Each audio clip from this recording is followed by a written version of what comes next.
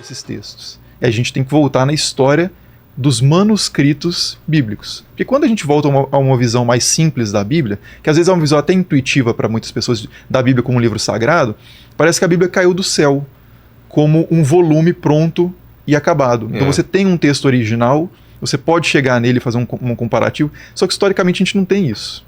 A gente não tem textos muito antigos da Bíblia, tão antigos quanto a gente gostaria. O mais longe que a gente chega é basicamente 3º século antes de Cristo. Ou seja, anos 200 e uns quebrados.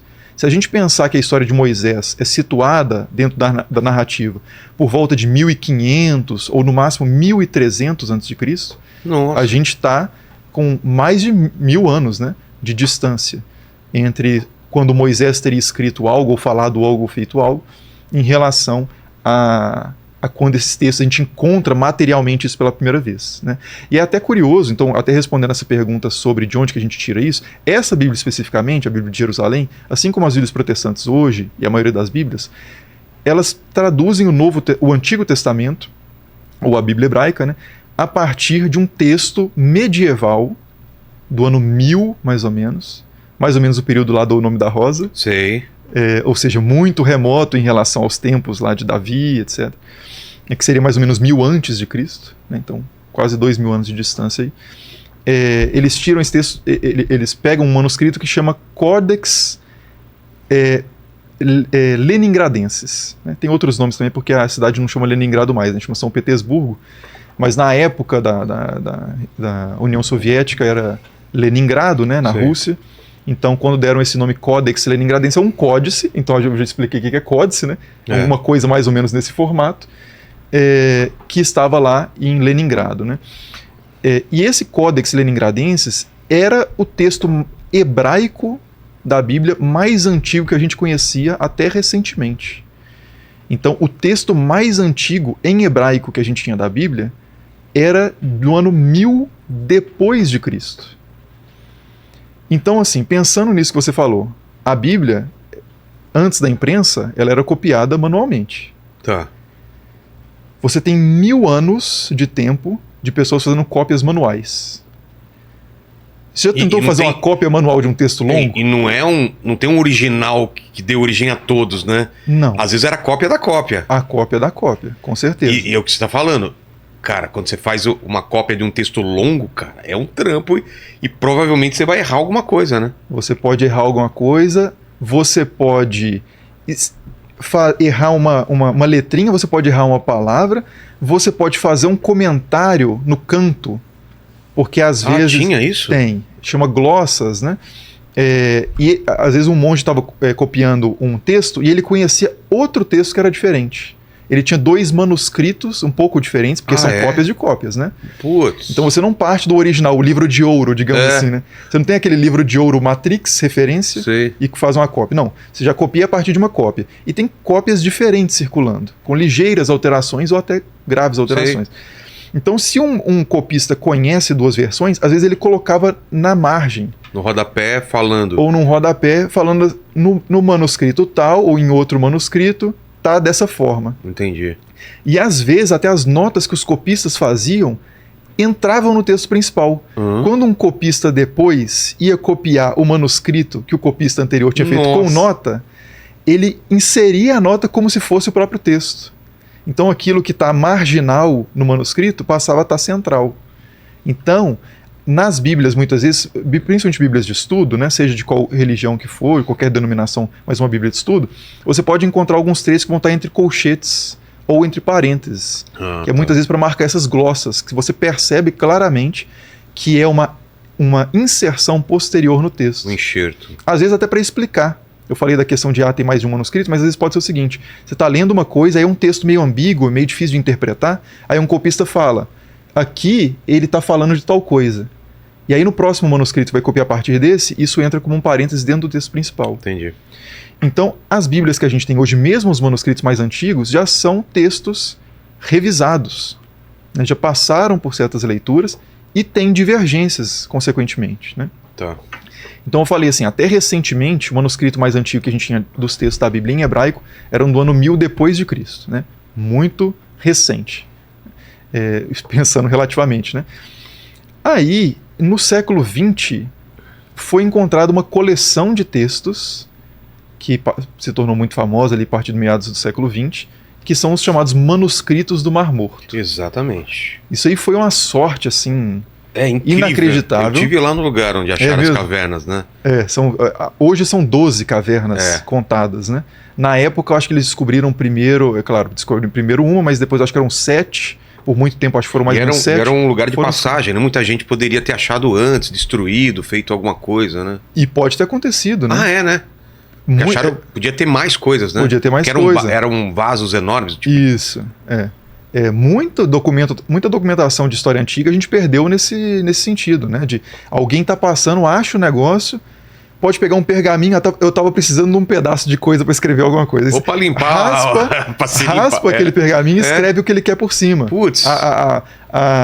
Porque não era barato, de padaria, né? Não, é caríssimo.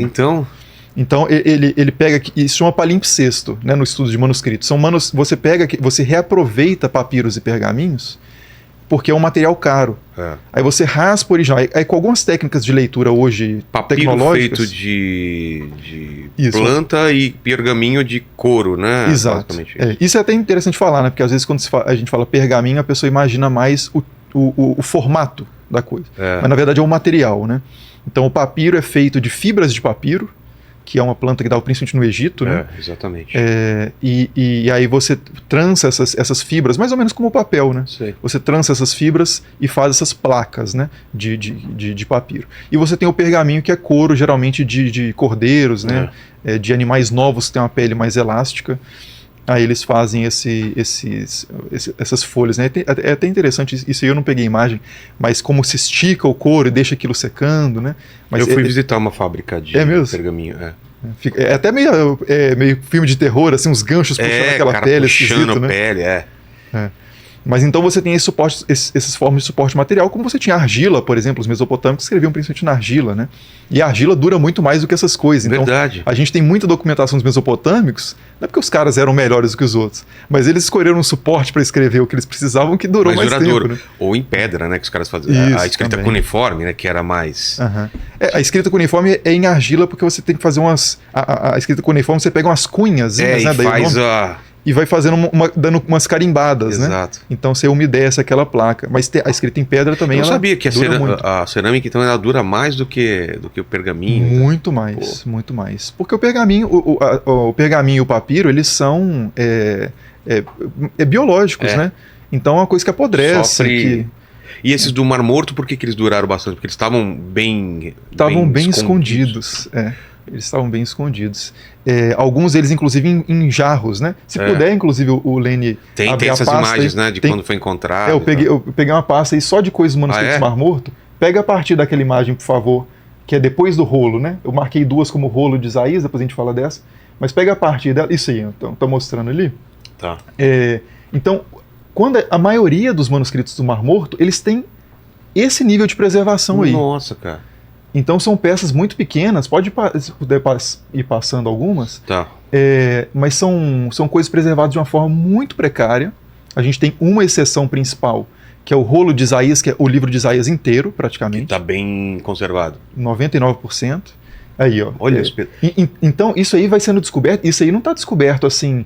Você acha juntinho o que são os pedaços de Jeremias, por exemplo. Você acha um cado aqui, um resto ali no canto, e aí você tem que tentando ler aquilo muitas vezes por contexto, às vezes você tem uma palavra só, meia palavra num fragmento. E aí você vai mapeando isso, triangulando com outras coisas que você encontrou, com os textos que você conhece, e vai falar, isso aqui parece que é em Isaías. Você encontra a palavra, sei lá, nuvem, sei lá, isso é de que texto, né? Agora, dependendo da palavra que vem na sequência e tal, você consegue ir descobrindo. E aí você vai remontando, em alguma medida muito precária, esses manuscritos. Mas o que importa é que isso aí já é muito precioso, porque os manuscritos do Mar Morto, eles datam entre o século III e I antes de Cristo, principalmente. Então são textos da Bíblia hebraica, tem outros textos também, a gente vai falar disso, mas são textos que estão aqui nas Bíblias que a gente conhece, como por exemplo o livro de Isaías, como por exemplo o livro de Jeremias, a Torá, né? Então você tem esses textos em versões mais de 1000 anos mais antigas do que as que a gente tinha como as mais antigas. Por isso que é a importância desses manuscritos? Por isso a importância desses manuscritos. Isso é um dos fatores. Então a gente tem acesso a versões desses textos que são muito mais antigos e que a gente encontra divergências. Ah, é? É. Agora, aí, o que é muita divergência e o que é pouca divergência depende de quanto que você confia na estabilidade do texto da Bíblia.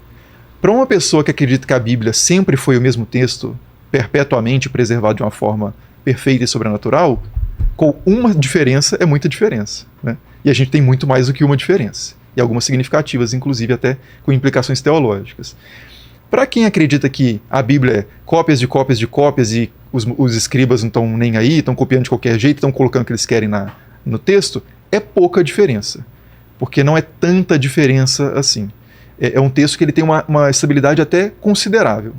Dá para falar assim que, pensando em termos de documentação humana, se você exclui essa questão de uma preservação divina do texto, mas pensando em termos históricos, humanos, o que a gente esperaria para qualquer outro tipo de texto, é uma preservação bem impressionante até. Mas tem diferença. Por exemplo, o livro de Jeremias, do manuscrito que a gente encontra entre os manuscritos do Mar Morto, é 1/6 mais curto do que o livro de Jeremias que a gente encontra no texto massorético, que são esses textos que estão preservados, por exemplo, no Códex Leningradense, que eu falei lá, Entendi. do século X. Mas tem outra diferença importante, e que é um motivo dos manuscritos do Mar Morto serem tão relevantes historicamente, é que a gente não encontra a Bíblia, não existe uma Bíblia dos manuscritos do Mar Morto. E a gente já começa a falar daquela questão de a Bíblia é um livro. Isso. Então, essa imagem, então, que o Lene colocou, o que é? Isso aí são rolos de textos bíblicos. Isso aí são textos até... Isso aí não é tão antigo. Tá. Eu não sei exatamente a data disso, mas não Isso é madeira nessa parte de fora? Isso é uma coisa para te ajudar a rebobinar e passar a fita, né? E eles, como dava para ver na imagem, a borda dele não é certinha, toda, né? Ficou assim, né? Ah, mas era certinho, então? Ela não é perfeita porque você viu como é que os papiros são feitos, né? Ou os pergaminhos são feitos. E não tem como você fazer assim, um corte muito preciso, assim, como se fosse um corte a laser. Desgaste mesmo. Mas isso aí é principalmente desgaste. Você vê que tem uns em cima ali que estão melhor, estão mais bem cortados. Mas então, quando você tinha a Bíblia, antes de existirem códex, antes de existirem códices, né, esses livros que a gente está mais acostumado, cada livro, ou algumas coleções menores de livros, eram rolos. Então Jeremias era um rolo. Você podia ter o livro de Jeremias sem ter o livro de Isaías. Você pode ter uma biblioteca que tem Jeremias, Ezequiel, Números e tá bom, pronto. São os textos que eu tenho. Você pode ter uma sinagoga, inclusive, que tenha Isaías e não tenha Obadias ou não tenha Malaquias, porque Isaías é um livro mais importante dentro da tradição. Entendi. É o livro que as pessoas recorrem mais frequentemente a ele, até hoje inclusive, né? Quando se fala de Isaías, hoje é um profeta muito mais conhecido. O Novo Testamento usa muito mais as profecias de Isaías para falar sobre Jesus do que outras figuras, né? Então, assim, quando a gente percebe que é possível ter um livro sem ter o outro, a gente percebe que não existe uma unidade necessária de a Bíblia como uma singularidade. Porque se você pode ter uma biblioteca que tem um rolo ou outro faltante, você pode colocar um rolo a mais também. Isso é um processo muito menos traumático do que eu arrancar um livro de um volume como esse ou enxertar um livro num volume como esse. Essa forma material ela é muito menos flexível, é muito menos mutável, ela é muito mais fixa do que um acervo de rolos. Faz sentido? E isso gera implicações para a nossa relação com a Bíblia também. Porque se você tem um meio material que é mais fácil de colocar ou tirar livros, a sua relação com o cânon, com quais livros estão dentro e quais estão fora, é um pouco mais aberta também. Entendi. Você pode chegar com um rolo novo e colocar ali, se ele for reconhecido como autoritativo. E os manuscritos do Mar Morto, eles não tinham uma seção Bíblia e uma seção outros livros. Você tem o livro de Jeremias e do lado você tem o livro de Enoque. Você tem do lado do livro de Enoque o livro do templo, que é um livro específico da comunidade que preservou esses livros, comunidade de Qumran, que é um livro produzido por eles. Então, assim, é quase que um manual da comunidade, né? Tem as regras da comunidade. Então você tem vários livros, além dos livros que a gente encontra na Bíblia hoje, que estão na comunidade de Qumran. Então, quando você pensa em rolos, é mais fácil de imaginar isso, né? é você acrescentar e tirar. Quando você pensa em Bíblia, aí já é uma coisa mais fechadinha. Entendi. Né? Então, essa materialidade, ela pode parecer boba, mas ela é muito importante para como a gente se relaciona com isso. E até alguns estudiosos hoje até colocam uma questão, né, que é que hoje a gente usa muito a Bíblia no celular, ou muito a Bíblia no computador, que é super maleável e flexível, né? Você pode até mexer no texto, fizemos uma tradução nova aqui, você não precisa lançar uma tradução nova, você vai, edita ali, pontualmente, aquele arquivo de texto, né? O texto digital, a mídia digital, ela é muito maleável, muito flexível. Então, até certas especulações, será que isso vai impactar a nossa forma de se relacionar com a Bíblia no futuro? E quando você vai no celular, você escolhe qual versão que você quer ler, escolhe qual versão. É o mesmo trecho, agora eu vou ver em outra versão, agora eu vou ver em outra versão. Isso. E aí você até compara.